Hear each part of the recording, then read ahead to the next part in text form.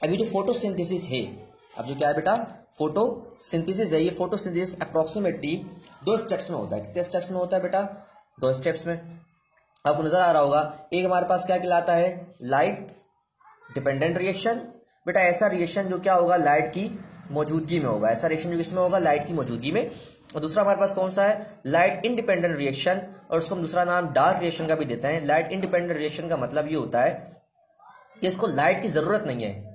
अक्सर लोग समझते हैं लाइट इंडिपेंडेंट रिएक्शन का मतलब ये होता है कि वो अंधेरे में ही होगा, नहीं। लाइट इंडिपेंडेंट रिएक्शन का मतलब है ये अंधेरे में भी हो जाएगा, इसको लाइट की जरूरत नहीं है। ये रोशनी में भी हो जाएगा, ये अंधेरे में भी हो जाएगा, इसको लाइट की जरूरत नहीं होती। तो पहला स्टेप क्या बेटा लाइट डिपेंडेंट रिएक्शन, ऐसा रिएक्शन जिसका लाइट की जरूरत पड़ेगी। ये हम सीख रहे हैं बेटा फोटोसिंथेसिस को कंप्लीट करने के 2 स्टेप्स हैं। फोटोसिंथेसिस को कंप्लीट करने के बेटा कितने स्टेप्स हैं? 2 स्टेप्स हैं। और ये 2 स्टेप्स कौन कौन से हैं? एक लाइट डिपेंडेंट रिएक्शन कहलाता है और एक लाइट इंडिपेंडेंट रिएक्शन कहलाता है। जो लाइट डिपेंडेंट रिएक्शन कहलाता है ये असल में किस लिए होता है, मतलब ये रिएक्शन, इस रिएक्शन को क्या होती है बेटा रिक्वायर होती है लाइट। विदाउट लाइट ये रिएक्शन नहीं हो सकता।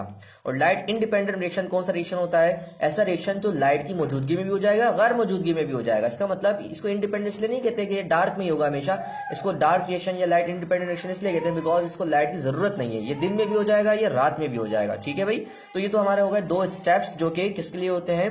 फोटोसिंथेसिस के लिए होते हैं। अब हम जो पहला स्टेप इसका देखने जा रहे हैं जो कि बहुत बड़ा और लॉन्ग सवाल भी आता है पेपर में बन के बेटा, ये मैंने एक पूरी प्रेजेंटेशन तैयार करके रखी हुई है, आप देख रहे होंगे पूरी की पूरी क्या प्रेजेंटेशन है। तो लाइट रिएक्शन को हम डिटेल से पढ़ेंगे और अगला स्टेप हमारा क्या होगा डार्क रिएक्शन। ठीक है, सो लाइट डिपेंडेंट रिएक्शन की तरफ जाते हैं। तो लाइट डिपेंडेंट रिएक्शन जो लाइट की मौजूदगी में होगा, तो लिख दे बेटा it only take place in the presence of light, पहला पॉइंट। दूसरा पॉइंट क्या लिखा बेटा इसके अंदर कि ये कहां पर होता है? थैलाकोइड मेम्ब्रेन में होता है। अब थैलाकोइड मेम्ब्रेन क्या होती है नीचे में एक डायग्राम बनाई उसमें समझाता हूं। और याद रखना बेटा लाइट डिपेंडेंट रिएक्शन के जो प्रोडक्ट्स होते हैं वो 2 होते हैं। मतलब लाइट डिपेंडेंट रिएक्शन में क्या ऐसा बनेगा, तो 2 प्रोडक्ट्स बनते हैं एटीपी और NADH sorry. So light dependent reaction में जो प्रोडक्ट्स बनेंगे ना बेटा, जैसे कि एटीपी बना और एनएडीएच बना, इसको हम इस्तेमाल करेंगे डार्क रिएक्शन में। क्या करेंगे हम? कहां पर? डार्क रिएक्शन में इस्तेमाल करेंगे। और डार्क रिएक्शन में इस्तेमाल करके हम अपना प्रोडक्ट बनाएंगे ग्लूकोज। फोटोसिंथेसिस का मकसद क्या है? ग्लूकोज वाटर और कार्बन डाइऑक्साइड को यूज करना और ग्लूकोज को बना देना, ये हमारा प्रोसेस है।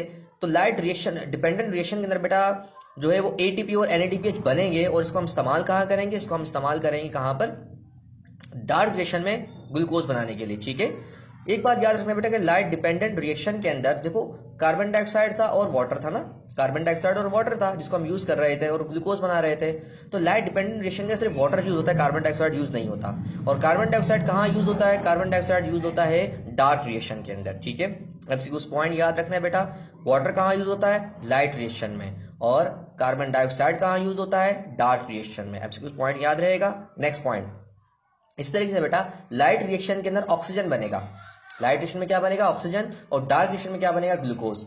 आपको नजर आ रहा होगा बेटा, ये कार्बन डाइऑक्साइड डार्क रिएक्शन में यूज होगा, वाटर लाइट रिएक्शन में यूज होगा, ग्लूकोज जो है वो डार्क रिएक्शन में बनेगा और ऑक्सीजन जो बनेगा लाइट रिएक्शन बनेगा। ठीक है भाई, इसका मतलब वाटर का ताल्लुक ऑक्सीजन के साथ है, कार्बन डाइऑक्साइड का ताल्लुक ग्लूकोज के साथ है। वाटर लाइट रिएक्शन में यूज होगा, ग्लूकोज बनेगा लाइट रिएक्शन में। डार्क रिएक्शन में कार्बन डाइऑक्साइड यूज होगा और डार्क रिएक्शन में ग्लूकोज बनेगा। ठीक है बेटा, ये हमसे कुछ पॉइंट याद रखने हैं। ठीक है, सो नेक्स्ट बेटा अब हम ये देखने जा रहे हैं कि ये जो पहली बात हो रहा था लाइट डिपेंडेंट रिएक्शन कहां हो रहा था बेटा? थैलाकोइड मेम्ब्रेन में हो रहा था। अभी थैलाकोइड मेम्ब्रेन होती क्या पहले समझ लेते बेटा। ये मैंने डायग्राम जो बनाई है बनाई किसी क्लोरोप्लास्ट की। ठीक है, ग्रीन कलर का होता है क्लोरोप्लास्ट। क्लोरोप्लास्ट के अंदर जो स्पेस है बेटा, ये जो क्या है स्पेस, इस स्पेस को हम कहते हैं स्ट्रोमा। स्पेस को क्या कहते हैं? स्ट्रोमा। और स्ट्रोमा में आप देख रहे होंगे मेनी राउंड शेप या ओवल शेप स्ट्रक्चर नजर आ रहे होंगे आपको। ये जो राउंड शेप और ओवल शेप स्ट्रक्चर्स हैं इसको कहते हैं हम ग्रेनम। क्या पढ़ते हैं बेटा? ग्रेनम पढ़ते हैं। और इसमें से एक जो हम अगर निकाल लें, ये एक ओवल को अगर ये तो पूरे को मिलाकर क्या पढ़ते हैं? ग्रेनम पढ़ते हैं ना। एक ग्रेनम, दूसरा ग्रेनम, तीसरा ग्रेनम, वो सारे ग्रेनम को मिलाकर ग्रेना पढ़ते हैं। ठीक है, और ये जो एक होता है हमारे पास, इस एक को हम क्या पढ़ते हैं? थैलाकोइड पढ़ते हैं। क्या पढ़ते हैं बेटा? थैलाकोइड। एक बार अगेन से बता रहा हूं बेटा, ये ओवल शेप स्ट्रक्चर बहुत सारे एक साथ है तो क्या पढ़ेंगे? ग्रेनम पढ़ेंगे। और ये एक ओवल शेप स्ट्रक्चर का नाम क्या रखते हो? थैलाकोइड नाम रखते हो। क्या नाम रखते हो? थैलाकोइड। इस एक ओवल शेप को हम बड़ा करें, अगर एक ओवल शेप को क्या करें अगर हम बड़ा करें तो बेटा इसकी भी एक मेम्ब्रेन होती है जिसे हम कहते हैं थैलेकोइड मेम्ब्रेन। इस एक ओवल शेप को हम क्या कर रहे हैं, बड़ा करके देख रहे हैं। तो इसकी मेम्ब्रेन है, इस मेम्ब्रेन का नाम क्या रखा है, थैलेकोइड मेम्ब्रेन। और इसके जो स्पेस है इसे कहते हैं थैलेकोइड स्पेस या फिर थैलेकोइड ल्यूमन भी कहते हैं, ठीक है। यानी कि ये जो मेम्ब्रेन होगी, ये मेम्ब्रेन क्या कहलाएगी, इसकी थैलेकोइड मेम्ब्रेन। उसके जो स्पेस है उस स्पेस को आप क्या कहोगे, थैलेकोइड स्पेस कहोगे, ठीक है। तो लाइट रिएक्शन को बेटा डिटेल से स्टार्ट करते हैं, ये होता कैसे, इसके स्टेप्स क्या है, सारी चीजों को, ठीक है भाई जी। बेटा तो ये हमने बना दी, एक मेम्ब्रेन है, क्या बेटा ये एक ये मेम्ब्रेन स्ट्रक्चर है। और ये मेम्ब्रेन किसके, थैलेकोइड मेम्ब्रेन हमें बनाया था बेटा, अगर आपको याद हो तो हमने एक चीज बनाई थी, थैलेकोइड बनाया था। और थैलेकोइड में देखा था थैलेकोइड की एक मेम्ब्रेन थी, एक उसका ल्यूमन था। तो थैलेकोइड की जो मेम्ब्रेन है ना बेटा, उस मेम्ब्रेन को हम क्या कर रहे हैं, कट करके, इतना पीस को कट करके यहाँ पर देख रहे हैं। तो मेम्ब्रेन हमने ये बना दी। अब होता है मेम्ब्रेन क्या होती है, फोस्फोलिपिड बाइलेयर होती है। ये दो फोस्फोलिपिड की लेयर आपको नजर आ रही होगी, ठीक है। अब इसमें आपको याद क्या रखना है कि पहले तो हमें इस मेम्ब्रेन का स्ट्रक्चर समझ आना चाहिए, फिर लाइट रिएक्शन कैसा होता है इसके अंदर वो देखेंगे। बेटा इस मेम्ब्रेन के अंदर 4 कॉम्प्लेक्स लगे हुए हैं, ये मैंने अलग अलग से हाईलाइट किए हुए। ये है PS2 जिसको हम कहते हैं फोटो सिस्टम 2, क्या कहते हैं बेटा, फोटो सिस्टम 2। फिर क्या बेटा, साइटोक्रोम BF कॉम्प्लेक्स। फिर क्या बेटा, फोटो सिस्टम 1, क्या कहते हैं, फोटो सिस्टम 1। और फिर क्या हमारे पास ATP सिंथेस कॉम्प्लेक्स। 4 हमारे पास इस मेम्ब्रेन में क्या लगे, कॉम्प्लेक्स लगे। अभी मैं डिटेल में नहीं जा रहा, पहले मैं आपको सब बता दूं, फिर मैं आपको बताऊंगा इसकी डिटेल्स क्या है। फोटो सिस्टम 2 को नाम इसका क्यों रखा हुआ है, इसका नाम फोटो सिस्टम 1 क्यों रखा हुआ है, साइटोक्रोम B कॉम्प्लेक्स क्या है, फला फला, ठीक है। तो आ जाते हैं थोड़ा सा और मजीद इसके अंदर घुसते हैं। तो फोटो सिस्टम PS2, इसको ये जो फोटो सिस्टम किसे कहते हैं पहले समझ ले। It is the collection of chlorophylls. ये 4 कॉम्प्लेक्स में से जो पहला कॉम्प्लेक्स है इसका नाम क्या है, फोटो सिस्टम 2। ये क्या है बेटा, कलेक्शन ऑफ क्लोरोफिल्स। और आपको पता है क्लोरोफिल क्या है बेटा, लाइट रिएक्शन के अंदर अहम किरदार अदा करता है, क्योंकि क्लोरोफिल एक कलर है और ये लाइट को एब्जॉर्ब करने का काम करता है, ठीक है। तो मैं आपको ऐसे समझाऊं डिटेल से कि photo system 2 is a collection of chlorophyll that absorb light which have the wavelength of 680 nanometre. जो बेटा आपने वेवलेंथ पढ़ी होगी, वेवलेंथ को आप किस में लेते हैं, मीटर्स में नापते हैं। तो जो ये फोटो सिस्टम 2 है, ये वेवलेंथ जो एब्जॉर्ब करता है, उस वेवलेंथ की जो वेवलेंथ कह रहा हूँ, जो लाइट एब्जॉर्ब भी करता है, वो लाइट जो एब्जॉर्ब करेगा उसकी जो वेवलेंथ होगी, वो वेवलेंथ क्या होगी बेटा, 680 नैनोमीटर होगी। ये बात याद रखना है बेटा। अगेन मैं फिर से दोहरा लेता हूं, जो PS2 है, photo system 2 is the collection of chlorophylls. और ये क्या करेगा, लाइट को ट्रैप करेगा। लेकिन कौन सी लाइट ट्रैप करेगा, वो वाली लाइट ट्रैप करेगा जिसकी वेवलेंथ होगी 680 नैनोमीटर, ठीक है बेटा। नेक्स्ट हमारे पास कॉम्प्लेक्स है साइटोक्रोम BF कॉम्प्लेक्स। क्या है बेटा, साइटोक्रोम BF कॉम्प्लेक्स। और इस कॉम्प्लेक्स का काम क्या होता है हम देखेंगे बाद में, वैसे तो पूरा समझा दूं उसके बाद समझाऊंगा साइटोक्रोम BF का फंक्शन क्या होता है। खैर यहाँ आते हैं PS1। PS1 बेटा क्या है, अगेन ये एक फोटो सिस्टम के पास क्या मौजूद होंगे, क्लोरोफिल मौजूद होंगे।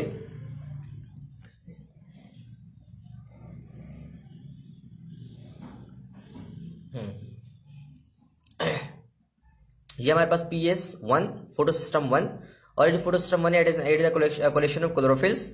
एंड ये जो फोटो सिस्टम 1 है, इसके पास जो एबिलिटी है, वो ऐसी लाइट को एब्जॉर्ब करने की एबिलिटी है जो लाइट 700 नैनोमीटर की वेवलेंथ को एब्जॉर्ब करेगी, ठीक है बेटा। ये बात याद रखनी है कि ये वाला फोटो सिस्टम क्या करता है, 700 नैनोमीटर वाली वेवलेंथ को, लाइट को एब्जॉर्ब करता है, ठीक है। आप बोलेंगे यार फोटो सिस्टम 2 पहले है, फोटो सिस्टम 1 बाद में, ये कैसा कॉम्बिनेशन है, 1 पहले होना चाहिए 2 बाद में। तो बेटा याद रखना, डिस्कवर पहले ये हो गया, डिस्कवर पहले ये हो गया, जिसकी वजह से हमने इसको फोटो सिस्टम 1 नाम रख दिया। बाद में वो डिस्कवर हुआ, जब वो बाद में डिस्कवर हुआ तो उसको हमने, अब लाइन में तो वो पहले आ रहा था लेकिन डिस्कवर बाद में हुआ, तो उसको नाम क्या रख दिया हमने, फोटो सिस्टम 2 नाम रख दिया, ठीक है। तो इसलिए इब्तदाई तौर पर फोटो सिस्टम 2 बाद में डिस्कवर, जिसकी वजह से इसको हम क्या कहते हैं, फोटो सिस्टम 2 कहते हैं। चौथा हमारे पास क्या बेटा, ATP सिंथेसिस। आपको मैंने शुरू में बता दिया था कि जो फोटोसिंथेसिस का असल में प्रोडक्ट है, फोटोसिंथेसिस कह रहा हूँ सॉरी, लाइट रिएक्शन, इसका जो प्रोडक्ट है वो 2 ही प्रोडक्ट होते हैं, एक ATP और एक NADPH। ATP सिंथेस असल में एक एंजाइम है जो ATP बनाने का काम करेगा, ठीक है। अब हम इसको डिटेल से पढ़ेंगे, करेंगे कैसे ये काम। बेटा सबसे पहले क्या होगा, डिटेल में जाते हैं हम इसकी। सबसे पहले क्या होगा बेटा, इधर देखें, एक लाइट आ रही है, आपको नजर आ रहा होगा, एक लाइट हिट करेगी फोटो सिस्टम 2 को।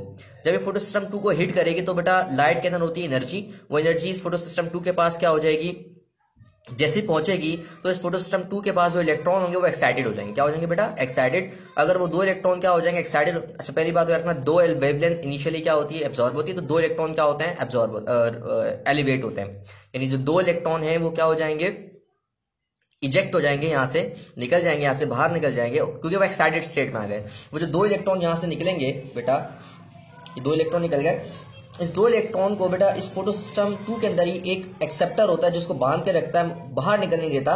मतलब फोटो सिस्टम से तो निकल गया लेकिन थोड़ा सा बाहर क्या रखता है, बांध के रखता है। इसको कहते हैं प्राइमरी एक्सेप्टर। क्या कहते हैं? Primary acceptor. इसका नाम है फियोफाइटिन। क्या नाम है बेटा इसका? फियोफाइटिन। क्या कहते हैं इसको बेटा? Primary acceptor. और ये क्या है? ये फियोफाइटिन कहलाता है। ठीक है, तो एक बात तो याद रखनी है कि बेटा सबसे पहले क्या हुआ, सनलाइट आके हिट करती है किसको? फोटो सिस्टम 2 को। जैसे फोटो सिस्टम 2 को हिट करेगी, यहां से 2 इलेक्ट्रॉन निकलेंगे, उसको सबसे पहले कौन एक्सेप्ट करेगा? जो भी एक्सेप्ट करेगा उसका नाम है फियोफाइटिन, प्राइमरी एक्सेप्टर है। क्या बेटा? Primary acceptor. फिर ये प्राइमरी एक्सेप्टर बेटा 2 इलेक्ट्रॉन दे देगा किसको? पीक्यू। पीक्यू क्या है बेटा? प्लास्टोक्विनोन। लफ्ज क्या है? प्लास्टोक्विनोन। बेटा हमने बेटा इसमें एक चीज पढ़ी थी कि 4 तो कॉम्प्लेक्स लगे हुए ना, 4 कॉम्प्लेक्स के अलावा कुछ इसके अंदर इलेक्ट्रॉन कैरियर्स भी हैं। इलेक्ट्रॉन कैरियर का मतलब क्या होता है? जो एक जगह से इलेक्ट्रॉन को लेगा और दूसरी जगह शिफ्ट कर देगा। अब वो जो इलेक्ट्रॉन कैरियर्स हैं वो क्या क्या है, मैं आपको बता देता हूँ। पहला इलेक्ट्रॉन कैरियर है प्लास्टोक्विनोन। ये प्लास्टोक्विनोन बेटा फोटो सिस्टम 2 से लेगा इलेक्ट्रॉन्स को और ट्रांसफर कर देगा किसके पास? साइटोक्रोम बीएफ कॉम्प्लेक्स को। ठीक है, और इसी तरह से बेटा साइटोक्रोम बीएफ कॉम्प्लेक्स से फोटो सिस्टम 1 तक जो इलेक्ट्रॉन पहुंचाने का काम करेगा वो एक और इलेक्ट्रॉन कैरियर होगा। वो क्या है बेटा? प्लास्टोसियानिन। क्या है बेटा? वो प्लास्टोसियानिन। एक और हमारे पास जो इलेक्ट्रॉन कैरियर है बेटा, जो लिखा हुआ मैंने एफडी। ये एफडी का मतलब क्या है? फेराडॉक्सिन। क्या है बेटा? फेराडॉक्सिन। तो याद रखना बेटा हमारे पास जो इलेक्ट्रॉन कैरियर्स हैं, इलेक्ट्रॉन कैरियर किसे कहते हैं? जो एक जगह से इलेक्ट्रॉन उठाते हैं दूसरी जगह शिफ्ट कर देते हैं। तो प्लास्टोक्विनोन, प्लास्टोसियानिन और फेराडॉक्सिन, ये 3 हमारे पास क्या इलेक्ट्रॉन कैरियर है। तो PS2 से बेटा इलेक्ट्रॉन जो निकला वो प्राइमरी एक्सेप्टर ने एक्सेप्ट किया फियोफाइटिन, जो कि primary acceptor. Pheophytin is the part of PS2, ये बात याद रखना है, लेकिन आउटर पार्ट का हो गया। आप इसको क्या कहोगे? Outer part. फिर ये इलेक्ट्रॉन फियोफाइटिन से रिलीज निकलते हैं और उसको कौन एक्सेप्ट कर लेता है? प्लास्टोक्विनोन अपने पास खींच लेता है। प्लास्टोक्विनोन जैसे अपने पास खींचता है, अब इलेक्ट्रॉन प्लास्टोक्विनोन के पास ज्यादा होगा, जिसकी वजह से बेटा एक बात मुझे बताएं, ये थैलाकोइड मेम्ब्रेन है। इस थैलाकोइड मेम्ब्रेन के बाहर क्या होगा? स्ट्रोमा होगा ना बेटा। मैं आपको फिर से दिखाता हूँ डायग्राम। अगर आपको डायग्राम याद हो तो ये नजर आएगा थैलाकोइड बेटा। ये थैलाकोइड के बाहर सारा क्या है? स्ट्रोमा है ना, स्ट्रोमा। इस स्ट्रोमा के अंदर बेटा H+ आयंस की तादाद बहुत ज्यादा होती है। स्ट्रोमा में H+ आयंस की तादाद क्या होती है? बहुत ज्यादा होती है। तो थैलाकोइड मेम्ब्रेन के बाहर क्या होता है? स्ट्रोमा होता है और उसमें H+ की तादाद क्या होती है? ज्यादा होती है। तो बेटा अगर यहाँ पर आ जाए दोबारा से, सो ये प्लास्टोक्विनोन ये मेम्ब्रेन है थैलाकोइड, इसके बाहर क्या होगा? सारा स्ट्रोमा। तो स्ट्रोमा से बेटा प्लास्टोक्विनोन के अंदर क्या आ गया है? इलेक्ट्रॉन्स आ गए। ये इलेक्ट्रॉन्स आ गए हैं प्लास्टोक्विनोन के बाद बेटा इलेक्ट्रॉन्स आ गए। अभी जो H+ आयंस मौजूद है, ये H+ आयंस जो स्ट्रोमा में मौजूद है, ये अट्रैक्ट हो जाएंगे किससे? प्लास्टोक्विनोन से। क्यों अट्रैक्ट हो रहे हैं? बिकॉज प्लास्टोक्विनोन के पास इलेक्ट्रॉन्स है। इलेक्ट्रॉन पे नेगेटिव चार्ज होता है, हाइड्रोजन पॉजिटिव चार्ज होता है, जिसकी वजह से H+ आयंस अट्रैक्ट होंगे और प्लास्टोक्विनोन के साथ क्या हो जाएंगे? आकर अटैच होंगे। मैं दिखा रहा हूँ 2 हाइड्रोजन H2 दगा हुआ दिखा रहा हूँ। तो प्लास्टोक्विनोन के साथ पहले इलेक्ट्रॉन आए, इलेक्ट्रॉन लगने की आने की वजह से इसने 2 हाइड्रोजन को कहां से खींचा? स्ट्रोमा से खींचा और अपने पास रख लिया। और अब आप देख रहे हैं कि इलेक्ट्रॉन जो प्लास्टोक्विनोन है वो किसको दे रहा है? बीएफ कॉम्प्लेक्स को दे रहा है। साइटोक्रोम बीएफ कॉम्प्लेक्स को देने की वजह से जब इलेक्ट्रॉन की कमी हो जाती है प्लास्टोक्विनोन के पास, तो प्लास्टोक्विनोन क्यों रुके? हाइड्रोजन क्यों रुके प्लास्टोक्विनोन के पास? ठीक है, वो हाइड्रोजन तो आया था इलेक्ट्रॉन की अट्रैक्शन की वजह से। इलेक्ट्रॉन तो प्लास्टोक्विनोन ने किसको शिफ्ट कर दिया? साइटोक्रोम बीएफ कॉम्प्लेक्स को। तो अब यहाँ पर हाइड्रोजन रुकेगा नहीं, ये हाइड्रोजन कहां चला जाएगा? नीचे। और आपको पता है कि इस मेम्ब्रेन के अंदर वाला पार्ट क्या? थैलाकोइड ल्यूमन। एक थैलाकोइड मेम्ब्रेन थी और ये क्या? थैलाकोइड ल्यूमन है। ठीक है भाई, तो स्ट्रोमा, थैलाकोइड मेम्ब्रेन, देन थैलाकोइड ल्यूमन या थैलाकोइड स्पेस। तो इस थैलाकोइड स्पेस के अंदर H+ आयंस की तादाद क्या हो जाएगी? बहुत ज्यादा होती जाएगी। क्यों ज्यादा होती जाएगी? बिकॉज 2 हाइड्रोजन जो है वो स्ट्रोमा से कहां पर आ गए? इस थैलाकोइड ल्यूमन के अंदर आ गए। क्लियर है बेटा ये चीज? नेक्स्ट पार्ट हम देखेंगे। अब जो नेक्स्ट पार्ट है हमारे पास साइटोक्रोम बीएफ कॉम्प्लेक्स। जी, साइटोक्रोम बीएफ कॉम्प्लेक्स क्या है पहले समझ लेते हैं। साइटोक्रोम बीएफ कॉम्प्लेक्स बेटा ये भी अपने पास इलेक्ट्रॉन ज्यादा देर तक रखेगा नहीं, ये इलेक्ट्रॉन शिफ्ट कर देगा किसको? फोटो सिस्टम 1 को। फोटो सिस्टम 1 हमारा क्या है बेटा? फोटो सिस्टम 1 हमने बताया था कि ये भी 700 नैनोमीटर की लाइट को क्या करता है? एब्जॉर्ब करता होगा क्या? अभी अब देखते हैं। अब जो फोटो सिस्टम 1 है, इस तक पहुंचाने के लिए बीच में क्या चाहिए? कैरियर चाहिए। तो आपको ब्लू कलर का नजर आ रहा होगा, ये असल में क्या है?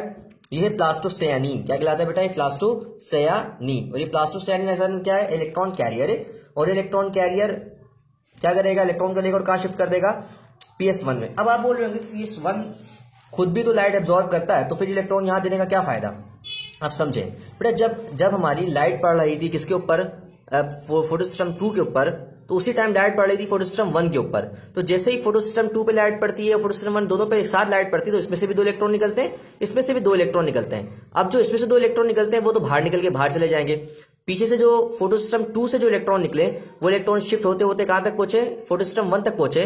तो फोटो सिस्टम 1 में से जो पहले से इलेक्ट्रॉन निकल चुके थे, बिकॉज दोनों के साथ एक लाइट, दोनों के पास सेम लाइट पड़ी थी, सेम लाइट पड़ने की वजह से इसमें से जो इलेक्ट्रॉन निकले थे वो तो बाहर चले गए। हम देखेंगे उसका होगा क्या आगे। इसका मतलब ये हुआ फोटो सिस्टम 1 के पास इलेक्ट्रॉन की क्या हो गई, कमी हो गई। इस इलेक्ट्रॉन को फिल करने के लिए जो फोटो सिस्टम 2 है ये अपने इलेक्ट्रॉन क्या दे देता है आगे, और ये अपने इलेक्ट्रॉन देने के बाद ये सारा इलेक्ट्रॉन कहां पहुंचता है, फोटो सिस्टम 1 के पास पहुंचता है। तो फोटो सिस्टम 1 के इलेक्ट्रॉन तो पूरे हो जाते हैं बिकॉज वो पीछे से फोटो सिस्टम 2 ने दे दिया इसको, और जो फोटो सिस्टम 1 का इलेक्ट्रॉन तो वो निकल के आ गया बाहर, पहली बात। दूसरी बात, अब मसला आपको ये हो रहा होगा कि फोटो सिस्टम 2 से जो इलेक्ट्रॉन निकल के चला गया तो फोटो सिस्टम 2 के पास भी तो इलेक्ट्रॉन की कमी हो गई ना। तो फोटो सिस्टम 2 के पास जो इलेक्ट्रॉन की कमी हुई है वो कौन पूरा करता है बेटा, आपको नजर आ रहा होगा ल्यूमन के अंदर वाटर दिखाया हुआ मैंने, थैलेकॉइड ल्यूमन या थैलेकॉइड स्पेस के अंदर वाटर दिखाया हुआ बेटा। इस तरह से याद रखना है कि जो ल्यूमन है, इस ल्यूमन के अंदर यानी कि फोटो सिस्टम 2 है, फोटो सिस्टम 2 के इनर साइड पर, एक तो आउटर साइड पर था, आउटर साइड पर क्या मौजूद था, फियोफाइटिन प्राइमरी एक्सेप्टर, और ये इनर साइड है। इस इनर साइड के ऊपर एक बात याद रखनी है, एक कॉम्प्लेक्स मौजूद होता है जिसे कहते हैं फोटोलिसिस कॉम्प्लेक्स। ये फोटोलिसिस कॉम्प्लेक्स असल में क्या है, ये कॉम्प्लेक्स एक एंजाइम की तरह है जो मैंगनीज को यूज करता है और वाटर को ब्रेक कर देता है। जब वाटर को ब्रेक करता है बेटा, तो वाटर जैसे ब्रेक होगा वो H+ में ब्रेक होगा, ऑक्सीजन में ब्रेक होगा, और इसमें से क्या निकल के आ जाएंगे बेटा, 2 इलेक्ट्रॉन निकल के आ जाएंगे। 3 इलेक्ट्रॉन निकल के आ जाएंगे, 2 इलेक्ट्रॉन निकल के आ जाएंगे। तो जो 2 इलेक्ट्रॉन इसमें से निकल के आएंगे वाटर के ब्रेक होने में, देखो यहाँ पर 2 हाइड्रोजन निकले, आपको नजर आ रहा होगा, H2O है ना बेटा, H2O, 2 हाइड्रोजन निकलेंगे। जो 2 हाइड्रोजन निकलेंगे, ये 2 हाइड्रोजन, अच्छा ये ऑक्सीजन हाफ निकलेगा, क्या निकलेगा बेटा, हाफ O2 लिखते हैं, क्या लिखते हैं, हाफ O2। तो वाटर ब्रेक होने के बाद 2H+ बना, 2H+ का मतलब 2 इलेक्ट्रॉन लॉस हो गए हाइड्रोजन में से, और हाफ O2 बना हुआ है। तो ये जो 2 इलेक्ट्रॉन निकले हैं, ये 2 इलेक्ट्रॉन किसके पास चले जाएंगे, PS2 के पास। PS2 के पास कमी हो गई थी बिकॉज PS2 ने क्या किया था, अपने सारे इलेक्ट्रॉन किसको भेज दिए थे, 2 इलेक्ट्रॉन इसमें से निकले थे वो कहां सेंड कर दिए थे, PS1 को, क्योंकि PS1 से भी इलेक्ट्रॉन निकले थे। इसकी डेफिशिएंसी किसने पूरी की, नीचे वाटर ब्रेक हुआ, वाटर जो ब्रेक हुआ है, अच्छा ये जो नीचे एंजाइम लगा हुआ था, मैंने बताया आपको, फोटोलिसिस ऑफ वाटर करने की जो एंजाइम तो मैग्नीज को यूज करता है, उसको एनर्जी भी सनलाइट से चाहिए। अगर सनलाइट नहीं मिलेगी तो बेटा वो एंजाइम वर्क नहीं करेगा, वो एंजाइम वर्क नहीं करेगा तो वाटर ब्रेक नहीं होगा। तो इन शॉर्ट वाटर को ब्रेक करने में किसका रोल है बेटा, सनलाइट का रोल है। तो जैसे ये वाटर ब्रेक होगा बेटा, ये वाटर ब्रेक होने के बाद हाइड्रोजन में ब्रेक होगा और O में ब्रेक हो जाएगा, और 2 इलेक्ट्रॉन निकलेंगे, और 2 इलेक्ट्रॉन किसके पास जाएंगे, PS2 के पास जाएंगे। ठीक है बेटा, PS2 के इलेक्ट्रॉन तो हो गए पूरे, ये हो गया स्टेबल। मसला आएगा किसका, PS1 का, और PS1 के इलेक्ट्रॉन को किसने पूरा किया, पीछे से जो PS2 के इलेक्ट्रॉन आ रहे थे उसने पूरा कर दिया। अब जो मसला ये आएगा, जो PS1 से इलेक्ट्रॉन्स निकले हैं वो कहां जाएंगे बेटा, नजर आ रहा होगा आपको, PS1 से जो इलेक्ट्रॉन निकलते हैं वो कौन लेता है, FD क्या है, मैंने बताया था इलेक्ट्रॉन कैरियर है असल में, जिसे कहते हैं फेराडॉक्सिन। क्या पढ़ते हैं इसको, फेराडॉक्सिन। ये फेराडॉक्सिन बेटा इलेक्ट्रॉन को एक्सेप्ट करेगा, और ये इलेक्ट्रॉन को एक्सेप्ट करने के बाद ट्रांसफर करेगा किसके पास, NADP के पास। किसके पास ट्रांसफर करेगा, NADP यानी कि nicotinamide adenine dinucleotide phosphate, nicotinamide adenine dinucleotide phosphate, nicotinamide adenine dinucleotide phosphate. इसके साथ फेराडॉक्सिन क्या करेगा बेटा, फेराडॉक्सिन से जो इलेक्ट्रॉन जो पीछे से लिए इसने फोटो सिस्टम 1 से, वो किसको ट्रांसफर करेगा, NADP को, और बाहर जो स्ट्रोमा है मौजूद है H+, क्योंकि जैसे NADP के साथ इलेक्ट्रॉन आके लगेंगे इस पे नेगेटिव चार्ज आएगा, और स्ट्रोमा के H+ के साथ कंबाइन हो जाएंगे, क्योंकि H+ पे पॉजिटिव चार्ज होता है, और NADPH के पास इलेक्ट्रॉन आ गया, और इलेक्ट्रॉन किसने दिया है, फेराडॉक्सिन ने दिया है। तो ये फेराडॉक्सिन जो 2 इलेक्ट्रॉन देगा इसको, NADP को, ये हो जाएगा NADP माइनस हो जाएगा, फिर अभी तो प्लस है ना, जब इलेक्ट्रॉन ले लेगा तो माइनस हो जाएगा, माइनस होने से इलेक्ट्रॉन इस H+ आगे लग जाएगा इसके साथ, और क्या बन जाएगा, NADPH बन जाएगा। और जो NADPH बन गया, इसको बनाने के लिए हमें जो एंजाइम चाहिए था, एंजाइम का नाम क्या बेटा, फेराडॉक्सिन रिडक्टेस। क्या नाम है, फेराडॉक्सिन रिडक्टेस, ये एंजाइम का नाम है। फेराडॉक्सिन FNR जो मैंने लिखा हुआ है, फेराडॉक्सिन रिडक्टेस नाम है। तो फेराडॉक्सिन रिडक्टेस एंजाइम क्या करता है असल में, फेराडॉक्सिन से इलेक्ट्रॉन को निकालता है और सेंड करता है NADP को, और NADP+ H+ के साथ मिलता है और बना देता है NADPH। ठीक है, प्लस पहले इलेक्ट्रॉन आएगा तो ये माइनस हो जाएगा। ठीक है, अच्छा 2 इलेक्ट्रॉन गए थे बेटा, एक इलेक्ट्रॉन इस प्लस को न्यूट्रलाइज करेगा, एक इलेक्ट्रॉन इस पर नेगेटिव चार्ज लाएगा, उस एक इलेक्ट्रॉन के नेगेटिव चार्ज में से H+ एक अट्रैक्ट होगा तो NADPH बनेगा। ठीक है बेटा, ये सारा प्रोसेस तो हमने समझ लिया। अच्छा, ये एक कहानी हो गई। दूसरी कहानी इसकी लाइट रिएक्शन की क्या होती है वो सीखते हैं। बेटा हमने यहाँ पर देखा था, आपने ऑक्सीजन रिमेनिंग रह गया था और H+ भी रिमेनिंग रह गया था, है ना। तो ये जो ऑक्सीजन हमारा होता है, ये ऑक्सीजन रिलीज हो जाता है इन्वायरमेंट के अंदर। हमने कहा था लाइट रिएक्शन के अंदर वाटर को हम यूज करेंगे और ऑक्सीजन को इन्वायरमेंट पे रिलीज कर देंगे, और हमने यही किया, वाटर को यूज किया है और ऑक्सीजन को करवा दिया, रिलीज करवा दिया। अब एक चीज रह गई, वो रह गई अंदर जो हाइड्रोजन आए में, ये 2 हाइड्रोजन रेड से मैंने बनाए, कहां से आए थे बेटा, ये आए थे स्ट्रोमा से, प्लास्टोक्विनोन लेके आया था इनको, ठीक है। और इसी तरह से बेटा एक बात याद रखनी है कि दो हाइड्रोजन मौजूद हैं जो वाटर की ब्रेक होने की वजह से, तो ये यहाँ पर 4 हाइड्रोजन बन गए। कितने हाइड्रोजन बन गए बेटा, 4 हाइड्रोजन बन गए। तो ये जो 4 हाइड्रोजन है बेटा, ये 4 हाइड्रोजन ल्यूमन से होते हुए कहां तक जाते हैं, एक और कॉम्प्लेक्स के पास पहुंचते हैं। इस कॉम्प्लेक्स का नाम क्या है, एटीपे सिंथेस। ये जो एटीपी सिंथेस कॉम्प्लेक्स है, इसमें से जब H+ निकल के कहां आते हैं, बाहर आते हैं वापस। अच्छा, बाहर क्यों निकल के आ रहे हैं, उसका रीजन क्या है, H+ की तादाद ल्यूमन में ज्यादा हो गई है। H+ की तादाद ल्यूमन में ज्यादा हो गई तो बेटा कंसंट्रेशन ग्रेडियंट बन गया। क्या बन गया, कंसंट्रेशन ग्रेडियंट, मतलब एक तरफ चीजें ज्यादा हो गई और एक तरफ चीजें क्या हो गई, कम। यहाँ H+ की तादाद क्या हो गई, ज्यादा, और यहाँ H+ की तादाद क्या हो गई, कम हो गई है।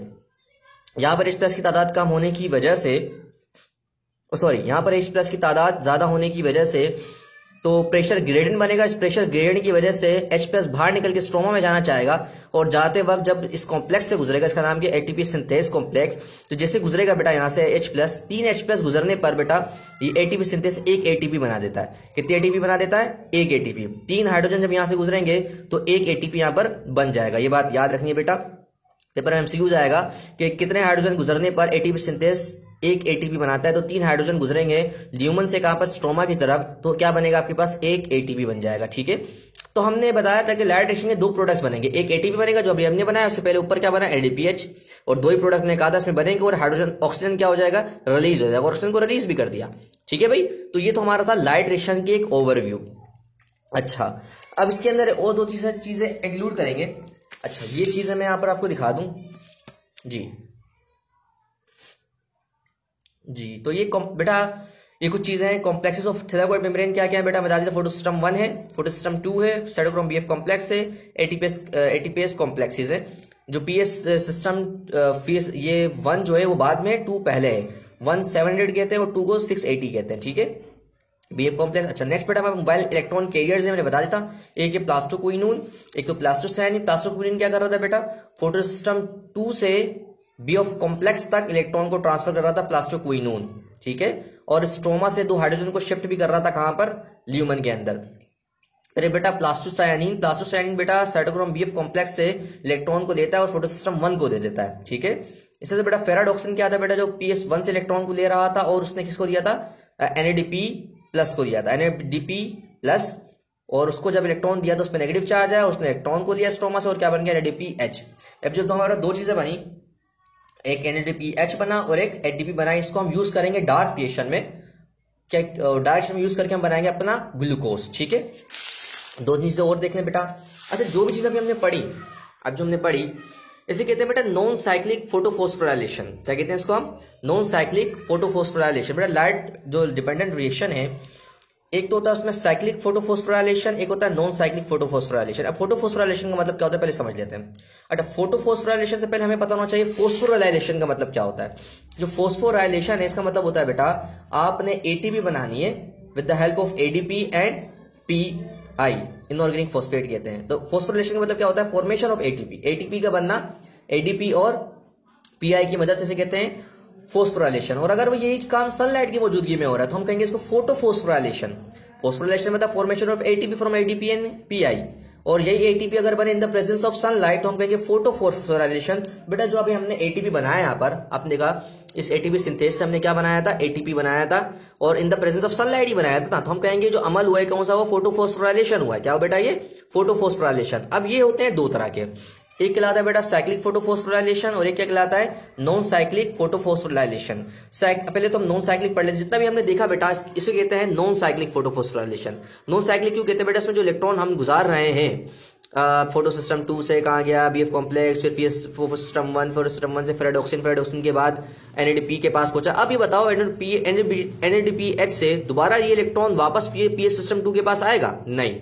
अगर ये आ जाता है तो मैं कहूंगा ये क्या था, साइक्लिक था, और अगर ये नहीं आता तो हम क्या कहेंगे, नॉन साइक्लिक है। तो एक बात याद रखना, जो ये इलेक्ट्रॉन जाता है NADP के पास ये दोबारा लौट कर पीएस सिस्टम 2 के पास नहीं आता। इसकी वजह से हम कहते हैं जो अभी हमने पढ़ा ये सारा नॉन साइक्लिक फोटोफॉस्फोराइलेशन था, ये साइक्लिक नहीं था। अब साइक्लिक कैसे होता है वो बताता हूं आपको, और साइक्लिक की कंडीशंस क्या क्या है वो भी बताता हूं मैं आपको, ठीक है।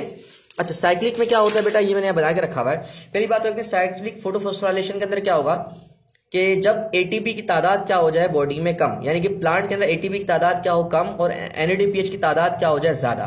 साइक्लिक फोटोफॉस्फोराइलेशन कब होता है, ये पेपर का MCQs है। कब होता है, जब बेटा एटीपी की तादाद क्या हो कम और NADPH की तादाद क्या हो बहुत ज्यादा हो, तो तब हमारा नॉन साइक्लिक फोटोफॉस्फोराइलेशन नहीं होता, क्या होता है, साइक्लिक फोटोफॉस्फोराइलेशन होता है, ठीक है। अब साइक्लिक फोटोफॉस्फोराइलेशन में क्या होता है, इधर देखें आप, नजर आ रहा होगा, ये क्या है बेटा, पीएस सिस्टम 1। पीएस सिस्टम 1 से कहां जा रहा है इलेक्ट्रॉन, फेराडॉक्सिन। फेराडॉक्सिन से कहां जा रहा है बेटा, प्लास्टोक्विनोन। और प्लास्टोक्विनोन से कहां जा रहा है, साइटोक्रोम BF कॉम्प्लेक्स। और साइटोक्रोम BF कॉम्प्लेक्स से किसमें जा रहा है, प्लास्टोसायनिन। और प्लास्टोसायनिन से किसमें जा रहा है, पीएस सिस्टम 1। अब इसको हम डायग्रामेटिकली समझते हैं, इधर देखें बेटा। इसमें हुआ ये कि देखना फिर से मैं बताने जा रहा हूं साइक्लिक वाला। कौन सा बताने जा रहा हूं बेटा, साइक्लिक। तो साइक्लिक में क्या होगा, पीएस सिस्टम से इलेक्ट्रॉन जाएगा फेराडॉक्सिन के पास। फेराडॉक्सिन से इलेक्ट्रॉन मूव करके आएगा किसके पास, प्लास्टोक्विनोन के पास। किसके पास जाएगा, प्लास्टोक्विनोन। और आपको पता है कि प्लास्टोक्विनोन क्या करता है, H+ को अंदर लेके आता है, तो H+ को अंदर लेके आ जाएगा।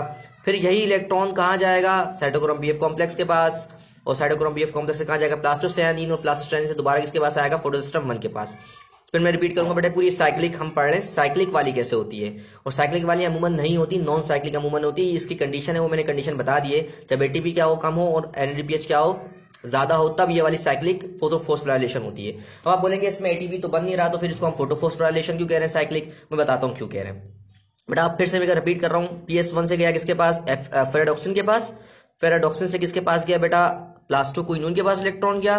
प्लास्टोक्विनोन ने 2 इलेक्ट्रॉन लेने के बाद H+ को स्ट्रोमा से कहां फेंका, निकाल लाकर ये ल्यूमन के अंदर। और इस प्लास्टोक्विनोन से दोबारा से वो इलेक्ट्रॉन कहां गया, साइटोक्रोम BF कॉम्प्लेक्स में। साइटोक्रोम BF कॉम्प्लेक्स से कहां गया बेटा, प्लास्टोसायनिन में। प्लास्टोसायनिन से कहां गया, फोटोसिस्टम 1 में। ये पूरी साइकिल हो गई, यहीं से शुरू हुआ था और दोबारा यहीं आ गया। अब बेटा इस प्रोसेस में आप देख रहे हैं कि जब इलेक्ट्रॉन पहुंचता है किसके पास, प्लास्टोक्विनोन के पास, तो अट्रैक्शन की वजह से 2 H+ अंदर आ रहे हैं। जो 2 H+ अंदर आ रहे हैं बेटा, वो H+ बाहर भी जाएंगे, किस जरिए जाएंगे बेटा, वो ATP सिंथेस के जरिए जाएंगे। और जब ATP सिंथेस के जरिए जाएंगे तो क्या बन जाएगा बेटा, ATP बन जाएगा। तो ये हो रही ना बेटा, ATP बन रहा है, फोस्फोराइलेशन हो गई। और सनलाइट की मौजूदगी में बन रहा है, क्योंकि सनलाइट इस पे पड़ेगी नहीं तो इसमें से इलेक्ट्रॉन निकलेगा क्यों। तो इलेक्ट्रॉन इसमें जो निकल रहा है बेटा वो हाईली एनर्जेटिक होता है, क्योंकि उस पर सनलाइट पड़ी थी, उसने एनर्जी दी थी। जो इलेक्ट्रॉन फेराडॉक्सिन के पास जाएगा वो हाईली एनर्जेटिक होगा, MCQs पॉइंट। फिर बेटा वो इलेक्ट्रॉन फेराडॉक्सिन से किस पे जाएगा, प्लास्टोक्विनोन के पास जाएगा। और प्लास्टोक्विनोन उसकी एनर्जी यूज करेगा उस इलेक्ट्रॉन की, बिकॉज वो एनर्जी बहुत ज्यादा लेके आ रहा है। और H+ को अंदर पंप कर लेगा। जब H+ को अंदर पंप कर लेगा तो इलेक्ट्रॉन की एनर्जी होगी यहाँ पर यूज। तो इलेक्ट्रॉन जो पहुंचेगा साइटोक्रोम BF कॉम्प्लेक्स के पास, इसके पास एनर्जी बहुत कम होगी। इस तरह की जो प्लास्टोसायनिन के पास, सायनिन के पास पहुंचेगा, उसके पास भी एनर्जी क्या होगी, बहुत कम होगी। और प्लास्टोसायनिन से जो इलेक्ट्रॉन कहाँ पहुंचेगा, इसके पास ये जो हमारा है पीएस सिस्टम फोटोसिस्टम 1 के पास पहुंचेगा, तो इलेक्ट्रॉन की अंदर एनर्जी बहुत कम हो चुकी होगी, ठीक है। फिर ये होगा लाइट इसके ऊपर पड़ेगी, वो इलेक्ट्रॉन क्या हो जाएगा, चार्ज हो जाएगा इस पे। और जब चार्ज होगा तो क्या होगा बेटा, इस दोबारा से सीरीज शुरू हो जाएगी। तो साइक्लिक फोटोफॉस्फोराइलेशन कहलाती है, जो कि कब होगी, जब एटीपी की तादाद कम हो। ये पूरा प्रोसेस होता है ताकि एटीपी ज्यादा से ज्यादा बनाई जाए, ठीक है। और NADPH की तादाद क्या हो, ज्यादा हो। फिर बेटा एक और चीज है, पेपर में MCQs बनाते हैं, वो क्या बनाते हैं, वो ये बनाते हैं। एक तो फोस्फोराइलेशन की डेफिनेशन बनाती है, और एक आती है पेपर में क्या, केमी ऑस्मोसिस। अभी केमी ऑस्मोसिस क्या चीज है बेटा, जो प्रोसेस है, जिस प्रोसेस में एटीपी बने, और एटीपी बनने के लिए जो H+ है वो एज अ ग्रेडियंट यूज हो। ग्रेडियंट का मतलब क्या है बेटा, एक तरफ की अमाउंट क्या हो, इधर एक तरफ की अमाउंट क्या होगी बेटा, ज्यादा होगी, और एक तरफ की अमाउंट क्या हो, कम। H+ गुजरने की वजह से, H+ एक केमिकल है, ठीक है। और केमिकल का ग्रेडियंट एक तरफ ज्यादा है और केमिकल का एक तरफ ग्रेडियंट क्या है, कम है। H+ की तादाद यहाँ ज्यादा है, H+ की तादाद वहां क्या है, कम है। तो ये ग्रेडियंट बन गया। और ये ग्रेडियंट किस वजह से, किसी केमिकल की वजह से बना है। तो ऑस्मोसिस का रूल अप्लाई हो जाएगा यहाँ पर। ऑस्मोसिस का मतलब क्या होता है, हायर से लोअर की तरफ मूवमेंट करना through a channel protein. Movement of ions from higher concentration to lower concentration through a channel protein, we called it osmosis. क्या कहेंगे बेटा इसको हम, ऑस्मोसिस कहेंगे। तो ये ऑस्मोसिस हो गई ना, ठीक है, ठीक है बेटा। तो ये जो कीमो ऑस्मोसिस है, इसका मतलब क्या होता है, अगर एटीपी बने, वो भी किस वजह से बने, बिकॉज H+ आयंस के ग्रेडियंट की वजह से। तो इसमें इस पूरा प्रोसेस का नाम क्या रखोगे बेटा, chemiosmosis, the process in which ATP form due to the movement of H plus ions gradient across the membrane, जो मेम्ब्रेन से H प्लस आयंस की गुजर रहे हैं उसकी वजह से ATP बन रहा है, तो उसे हम पढ़ते हैं केमी ऑस्मोसिस कहते हैं। ठीक है बेटा, तो साइक्लिक भी समझ आ गई बेटा, नॉन साइक्लिक प्रोसेस समझ आ गई। तुम्हारा लाइट रिएक्शन, तब जो लाइट रिएक्शन का हमारा एक, अगर आप वो लेना चाहते हैं इसका ओवरव्यू, तो ये एक स्क्रीनशॉट ले सकते हैं आप। ठीक है,